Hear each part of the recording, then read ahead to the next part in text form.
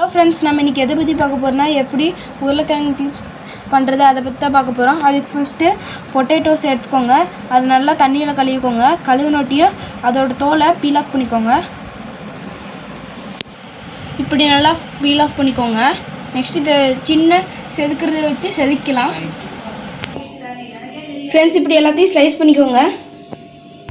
Friends, next இதை தண்ணியில் கொஞ்ச நேரம் போட்டு கழுவிடுங்க. ஃப்ரெண்ட்ஸ், தண்ணியில் கழுவி வச்சு நெக்ஸ்ட் இந்த தண்ணியை வடிகட்டிட்டு இன்னொரு டைம் தண்ணி போட்டு கழுவணும். ஃப்ரெண்ட்ஸ், இப்போ திருப்பி கழுவி வச்சு திருப்பி இதை வடிகட்டி நெக்ஸ்ட்டு ஒரு வெள்ளை துணி போட்டு அது காய வச்சுக்கலாம். ஃப்ரெண்ட்ஸ், வடிகட்டியாச்சு. இது ஒரு வெள்ளை துணியில் போட்டு காய போட்டுக்கலாம். ஃப்ரெண்ட்ஸ், வெள்ளை துணியில் இப்படி எல்லாத்தையும் போட்டு காய வச்சுருங்க. ஃப்ரெண்ட்ஸ், இந்த மாதிரி எல்லாத்தையும் காய போட்டாட்டியும் துணி இப்படி மடிச்சு விட்ருங்க.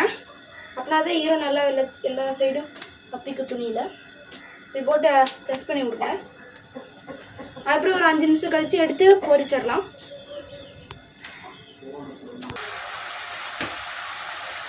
ஃப்ரெண்ட்ஸ், இதை இந்த மாதிரி எல்லாத்தையும் இந்த மாதிரி பொரிச்சுக்கோங்க.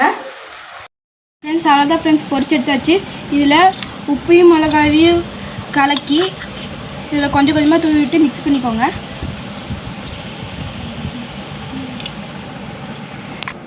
ஃப்ரெண்ட்ஸ், இந்த மாதிரி எல்லாத்தையும் மிக்ஸ் பண்ணி வச்சுக்கோங்க.